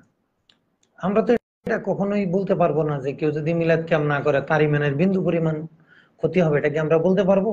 অবশ্যই আমরা বলবো ভিন্নটা, যে কেউ যদি জীবনে একবারও মিলাদ কিয়াম না করে তার ইমানের কিছুই হবে না। এটা একেবারে জায়েজ জিনিস।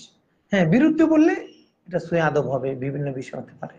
এই জন্য বিরোধী থেকে আমরা কখনো গোস্তাকে রাসূলের স্তরে নেব না। এটা ওলামায়ে কেরামের ইজতিহাদ, তিনি পড়াশোনা করে কথা বলছেন, তার মতকে আমরা শ্রদ্ধা জানাবো। হ্যাঁ, যারা একেবারে অশ্রদ্ধার সাথে বলে আমরা তাদেরকে অনুরোধ করবো একটু সুন্দর ভাষায় বলার চেষ্টা করেন। আর আমাদের দেশে যে কয়জন আলেম এই ব্যাপারে কথা বলে, আলহামদুলিল্লাহ আমি অধিকাংশের কাছে আমি নিজে গিয়েছি। আমি নিজে ওনাদের কাছে গিয়েছি, যারা মিডিয়া ব্যক্তিত্ব, যারা ভালো ভালো ওয়াজ মাহফিল করে, আমি নিজে গিয়েছি এবং অনুরোধ করেছি যে ভাই আমার এই লেখায় যদি কোনো সংশোধনী থাকে আপনি একটু আমাকে মেহরবানি করে লিখিত দেন। এখন লেখার সময় থাকে না, আর মাইক ফাইলে হুঁশ থাকে না, কারণ এটা তো আমাদের জাতীয় রোগ। এটা তো ওই ভাইকে বলে লাভ নেই। এই জন্য আমরা মিলাদের বিরুদ্ধে বলে কাউকে গোস্তাকে রসুল বলবো না। এটা খুব খারাপ, এটা খুব মারাত্মক। এটা আমরা বলবো না, বরং আমরা সুন্দরভাবে আহ বলার চেষ্টা করব।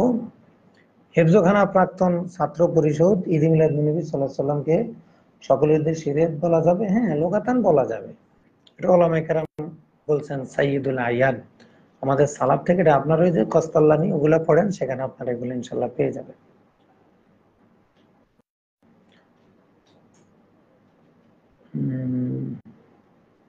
কিতাবটি কিভাবে পাবো? আচ্ছা, আমি যে এই কিতাবটার কথা বলেছিলাম, এটা আপনারা কেনা লাগবে না, আমার হোয়াটসঅ্যাপে নক করলে আমরা পিডিএফ দিয়ে দিব এটা। হ্যাঁ হ্যাঁ, এটা আর নতুন কিতাব আমরা যেটা লিখছি আজকে মাত্র আমরা ছাপাখানায় কিতাবটি পাঠিয়েছি। 434 পৃষ্ঠা হয়েছে। তো এই কিতাবটি লিখতে আমাদের প্রায় 6 মাস সময় লেগে গেছে। মানে একটানা 6 মাস কাজ করা লাগছে, একটানা 6 মাস। আমরা চেষ্টা করেছি এই মিলাদের পক্ষে বিপক্ষে পৃথিবীতে যত ধরনের বই হয়েছে, বিশেষত আরবি আর বাংলা ভাষায়, এগুলোর মধ্যে একটু গ্রহণযোগ্য পদ্ধতিতে বইটা লেখার, যেন আগে আমরা উসুলের আলোচনা করেছি, এরপরে আমরা ফুরুয়াতের আলোচনা করেছি, চেষ্টা করেছি সুন্দর করার। আমরা তো আসলে জাহিল মুকাল্লিদ, আমাদের লেখা হয়তো অত সুন্দর নাও হতে পারে, তারপর আশা করি অনেকের তুলনায় ভালো হতেও পারে আপনাদের দোয়া। আপনারা দোয়া করলে ইনশাআল্লাহ ভালো হবে। আবু সাইদ ভাই, আরেকটা প্রশ্ন। আমরা যে বলি কথায় কথায় সালাফগণ, আসলে আমরা সালাফ বলতে মূলত কাদেরকে বুঝি? খুব এটা একটা ইলমি প্রশ্ন, আপনাকে অসংখ্য ধন্যবাদ। এই সারাদিন একটা ইলমি প্রশ্ন পাওয়া গেছে। আমরা সালাফ বলতে কাদেরকে বুঝবো? আপনি যদি বর্তমান বুঝেন, যারা বাতিল আকিদার নন, যে সকল পূর্ব আমাদের আগের ওলামায়ে উত্তরসূরি ওলামায়ে কেরাম যারা বাতিল আকিদার ছিলেন না, তারাই আমাদের সালাফ। যারা শিয়া না, যারা রাফিজি না, খারেজি না, জাবরিয়া, কাদরিয়া, মুজাসসিমা, মুআত্তিলা, নজদি, তাইমি নয় যারা, তারাই আমাদের সালাফ। সালাফ বলতে আমরা তাদেরকে বুঝাই, এবং ওলামায়ে কেরাম তাদেরকে বুঝিয়েছেন যারা বাতিল আকিদার অধিকারী ছিলেন না। হ্যাঁ, ফিকি মাসালা ইখতিলাফ হতে পারে, কিন্তু আকিদায় কিন্তু কখনো ইখতিলাফ নেই, মৌলিক আকিদায় কখনো ইখতিলাফ নেই। এজন্য যারা নজদি, তাইমি, শিয়া, এই যে মুত্তাফাক আলাই বাতিল কোন মতের অনুসারী নন, ছিলেন না, তারাই আমাদের সালাফ। আমরা তাদের অনুসরণ করার চেষ্টা করি। নাম চাইলে আমরা বলতে পারি, আমরা যে কিতাবটা লিখেছি, পৃথিবীতে 64 জন মুস্তাহিদ ইমামের কিতাব আমরা সেখানে জমা করেছি। 64 জন মুস্তাহিদ ইমাম, 3-4 জন ছাড়া প্রত্যেকের সরাসরি কিতাব আমরা পেয়েছি, যারা এখানে মিলাদুন্নবী, ঈদ মিলাদুন্নবী নিজেরা বলেছেন, পালন করেছেন, স্পষ্টভাবে দলিল দিয়েছেন, মিলাদ কিয়াম করেছেন, এমন অনেক আলেমের নাম কিতাব সহ আমরা জমা, এবং নুসখা প্রমাণিত। যারা একটু উলুমে হাদিস পড়ছেন তারা বলে নুসখা প্রমাণিত কিনা, আমরা এগুলো প্রমাণিত করে দেখে তারপরে আমরা বইটি ঢোকানোর চেষ্টা করেছি। আমাদের সাথে যোগাযোগ রাখবেন, আমরা ইনশাল্লাহ আশা করতেছি আগামী 1 সপ্তাহের মধ্যে বইটা আমরা হাতে পাবো। আল্লাহ তাআলা তৌফিক দিলে আমরা বইটা আপনাদেরকে পৌঁছাতে পারবো। 434 পৃষ্ঠা, আমরা সর্বোচ্চ কোয়ালিটি বজায় রাখার চেষ্টা করেছি। 80 গ্রাম অফসেট পেপার, তারপরে board binding, spot emboss foil, এগুলা দেওয়ার চেষ্টা করেছি। এতে আমাদের খরচ একটু বেশি হয়েছে। আমাদের খুচরা বিক্রি মূল্য হবে 350 টাকা। 350 টাকা লাইব্রেরিয়ানদের জন্য এখান থেকে 10% ছাড় থাকবে, তারা যেন নিতে পারে। আবু সাইদ ভাই, আপনাকে ধন্যবাদ ইলমি প্রশ্ন করার জন্য। আপনার বাসা আমার দাওয়াত, অথবা আমার মাদ্রাসা আপনার দাওয়াত। ঈদ মিলাদুন্নবী উপলক্ষে পীর সাহেবকে গাড়িতে উঠিয়ে এবং গাড়ি সাজিয়ে এই পদ্ধতি পালন করা কতটুকু বৈধ? আসলে মিলাদুন্নবীতে নবীর শোডাউন হওয়া দরকার। পীরের শোডাউন তো সারা বছর হচ্ছে, এই দিনে আবার পীরকে এত, মানে এটা আমার বুঝে আসে না। যারা করেন তারা বলতে পারবেন। আমাদের পীরদেরকে আমরা এইভাবে হাইলাইট করি না, তো যেন আসলে এগুলো আমরা বুঝি না। যারা করে তাদের সাথে কথা বললে ভালো হবে। আমরা এগুলা করিও না, সমর্থনও করি না, আমরা একেবারে এগুলা পছন্দ করি না।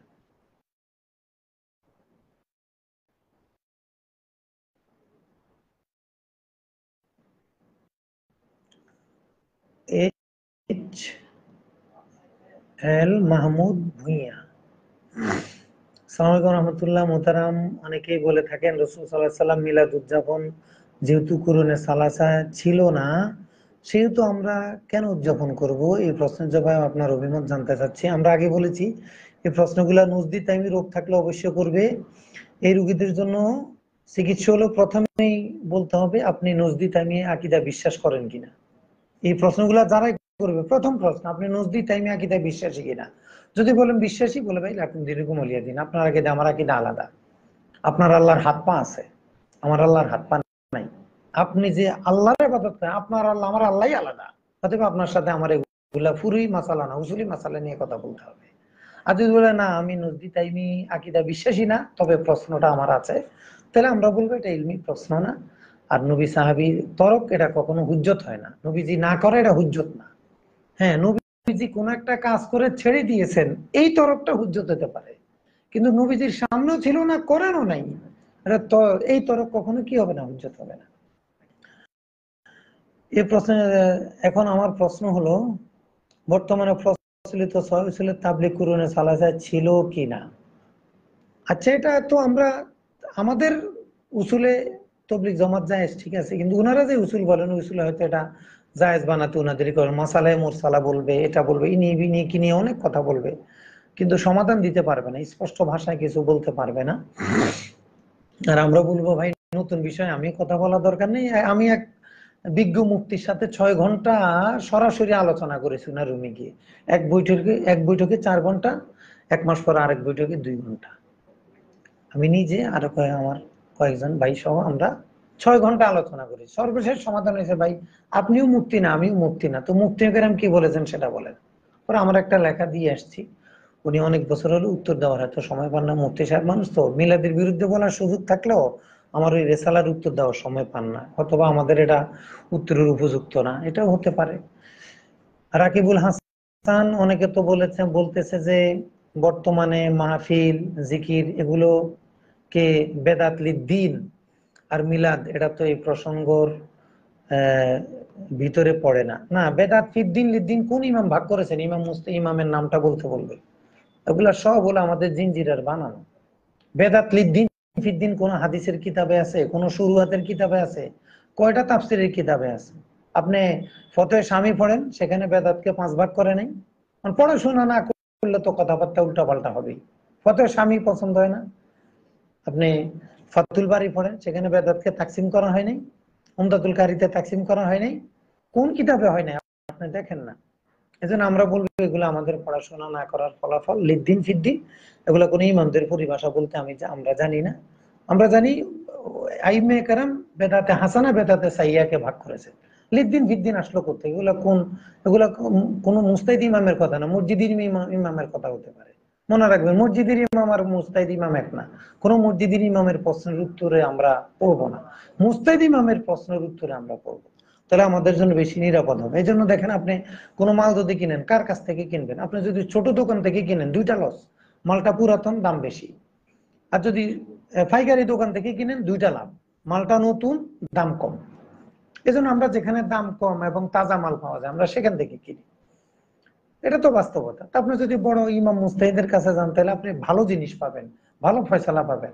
আর যদি মসজিদের ইমামের কাছে যান, তাকে যদি মুস্তাহিদ মনে করেন, তাহলে তো খুচরা দোকানের মতো হবে। এটার জন্য তো আসলে আমরা দায়ী না। এমডি নাইম হাসান, হুজুর আমি আপনার ছাত্র, তো সাবধান, বদনাম টদনাম বলবা না। হুজুর কিয়াম সম্পর্কে একটু তথ্য উল্লেখ করার অনুরোধ করছি। হ্যাঁ, আমরা কিয়াম সম্পর্কে তাসাউফ তত্ত্ব শামসুল হক ফরিদপুর রহমতুল্লাহ আলাইহির লেখা 41-42 পৃষ্ঠা যথেষ্ট। সেখানে শামসুল হক ফরিদপুর রহমতুল্লাহ বলেছেন, রওজা শরীফে ধ্যান করিয়া বসিয়া বসিয়া নবীকে দুরূদ ও সালাম জানানো শরীফ তবিয়ত লোকদের কাছে বড়ই বেয়াদবি লাগে, বড়ই বেয়াদবি মনে হয়। তা আপনারা ওটা পড়তে পারেন। আমি তো শচীনের পিছে হুজুরের কথা বলি না, আমি শামসুল ফরিদ হুজুরের কথা, হুজুর এটা লিখে গেছেন। এখনো হুজুরের যে বই সমগ্র আছে, বিশ্ব কল্যাণ থেকে ছেপেছে, সেখানে আপনারা দেখতে পারেন, এখনো লেখা আছে। কিয়ামের জন্য শামসুল হক ফরিদপুর হুজুরের সমাধানটা খুব সুন্দর। আর যদি আরবি কিতাব পড়েন তাহলে আপনারা মুলাক্কাস কারামত আলী জৌনপুরী রহমতুল্লাহ লেখা মুলাক্কাস কিতাবটা পড়তে পারেন। সে এবং হারামাইন, হারাম শরীফে 36 বছর মুহাদ্দিস ছিলেন, মুহাদ্দিসুল হারামাইন। ইনি 80-100-এরও বেশি কিতাব লিখেছেন। ইমাম আলাবী রহমতুল্লাহ আলাইহি, ওনার একটা কিতাব আছে আলে আলাম বি ফাতাওয়া আইম্মাতিল আলাম, সেখানে দেখতে পারেন, সেখানে কেমন একটা রেসালা আছে। এগুলো আমরা একটু পড়াশোনা করে কথা বললে সহজ হবে। সাজ্জাদুল ইসলাম, ইসলামের জন্মদিন পালন করার হুকুম কি? জন্মদিন পালন করা মুস্তাহাব। ইসলামের জন্মদিন পালন করা মুস্তাহাব। কেন? নবীজি জন্মদিন পালন করেছেন, সাপ্তাহিক ভাবে নবীজি পালন করেছেন। এই জন্য আপনি আপনার জন্মদিনে, নবীজির জন্মদিনে, আপনার মা বাবার জন্মদিনে শুকরিয়াতান আপনি প্রতি সপ্তাহে রোজা রাখতে পারেন। এভাবে আপনি জন্মদিন পালন, সপ্তাহে যদি না পারেন বছরে একদিনও আপনি করতে পারেন। যেটা সপ্তাহে করা যায় সেটা তো বছরে অবশ্যই করা যায়, এটা তো আর নিষেধ না। কারো পকেটে যদি 5 টাকা থাকে তাহলে অবশ্যই 4 টাকা আছে। যেটা বছরে, যেটা সপ্তাহে সপ্তাহে করা যায়, ভাই সেটা তো বছরে অবশ্যই করা যায়। বরং আপনি বলতে পারেন যে আপনি বছরে একদিন করেন কেন, আপনি প্রতি সপ্তাহে করেন, মিলাদুন নবী হবে প্রতি সপ্তাহে, তো তো আরো ভালো। এখন তো বছরে একদিন করি, এটি বেদাত হয়ে গেছে। প্রতি সপ্তাহে করলে কি অবস্থা হতো আমাদের আল্লাহই জানে। একসাথে আমলের সম্মেলন করা কি বেদাত যেমনটা সালাফিরা বলেন?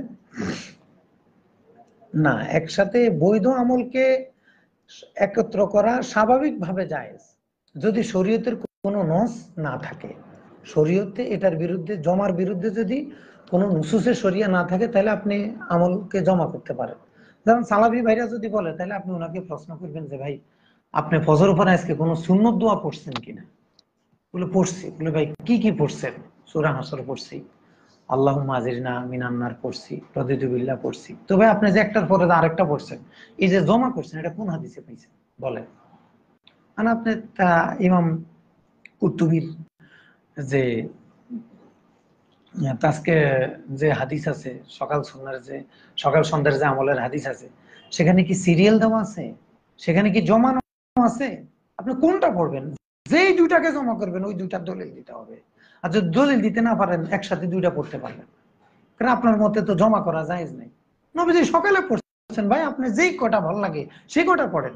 এখন আপনি যদি জমার জন্য আলাদা দলিল চান, আপনি যে সকাল সন্ধ্যার দোয়াগুলো একত্র করলেন, এটার দলিল কি? আপনি যদি সকাল সন্ধ্যার দোয়া একত্র করতে পারেন, আর তাহলে আমি 2-4 রাকাত নফল নামাজ একত্র করলে সমস্যাটা কোথায়?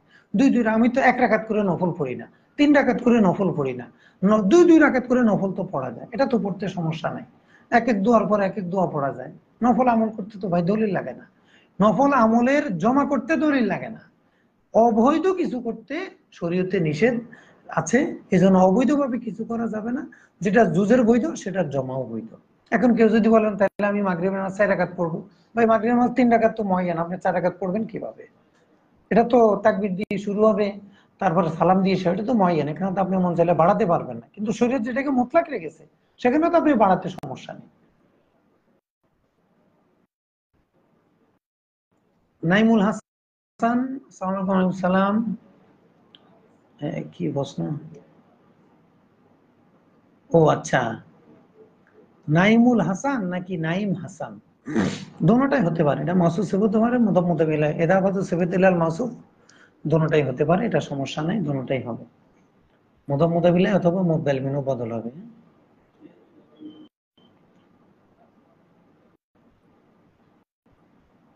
এমডি আমজাদ হাসান ফাহিম, লেখার সময় থাকে না, মাইক পাইলে হুঁশ থাকে না। ভাই আমার আল্লাহর মতে দোষটা বোধহয় একটু কম। আমরা লিখছি 420টারও বেশি লিখছি, এবং আমরা ওলামায়ে কেরামের কাছে গিয়েছি। আমরা শ্রদ্ধা এবং গর্বের সাথে বলতে পারি, ঢাকা শহরের কওমি মাদ্রাসার কোনো মাওলানা, কোনো মুফতি আমাদের কাছে আসে না মিলাদ সম্পর্কে জানার জন্য। আমরা ওনাদের কাছে গিয়েছি মিলাদ সম্পর্কে জানার জন্য, এবং লিখে দিয়ে আসছি, বাইরে একটু পড়েন, আল্লাহর রাস্তায় একটু পড়েন, পড়ে ভুলগুলো আমাদেরকে বলে দেন। আর কি করতাম বলেন? এর চাইতে কি বেশি কিছু কর? নিজের পকেটের টাকা দিয়ে, নিজের ভাড়া দিয়ে গিয়েছি, হাদিয়া তোবা দেওয়ার চেষ্টা করেছি। আর যখন যদি নেওয়ার সুযোগ না পাই, হয়তো নিতে পারি নাই, কিন্তু সুযোগ পেলে নেওয়ার চেষ্টা করছি, লিখে দিয়ে আসছি এবং বলে আসছি একটু সংশোধনী দিয়ে। এখন ওনারা জবাব দেওয়ার সময় যদি না পায়, মানে আসলে আমরা আর কি করবো, কিছু বলার থাকে না। ঈদে মিলাদুন নবী সাল্লাল্লাহু আলাইহি সাল্লামের করণীয় বর্জনীয় সম্পর্কে কিছু বলেন। খুব সুন্দর প্রশ্ন। ঈদে মিলাদুন নবীতে আসলে আমাদের কি করা উচিত? আমাদের 1 নম্বর হলো আমাদের ভালো একটা চিন্তা রাখা, চিন্তা, আকীদা, বিশ্বাস রাখা উচিত। যারা মিলাদুন নবী পালন করে না, এটার বিরুদ্ধে বলে আমরা তাদেরকে খারাপ বলবো না, এটা আমাদের 1 নম্বর করণীয়। যারা মিলাদ কিয়ামের বিরুদ্ধে বলে, আমরা তাদেরকে খারাপ বলবো না, তাদেরকে ফাসিক বলবো না, তাদেরকে খারিজ মিনাদ দ্বীন বলবো না। এটা হলো আমাদের 1 নম্বর করণীয়, কারণ এটা জরুরি বিষয় না যে করতেই হবে। যেহেতু শারআন জরুরি না, তাইলে আপনি তাকে কেন মোজাম্মাত করবেন? এই জন্য ঈদ মিলাদুন নবী সম্পর্কে আমাদের প্রথম কাজ হলো আমাদের চিন্তাকে পরিষ্কার করতে হবে। যারা এটার বিরুদ্ধে বলে, আমরা তাদের বিরুদ্ধে বলবো না, তাদেরকে খারাপ জানবো না, তাদেরকে শ্রদ্ধা করব, স্নেহ করব, ভালো জানবো, ভালোবাসবো। এটা আমাদের প্রথম করণীয়।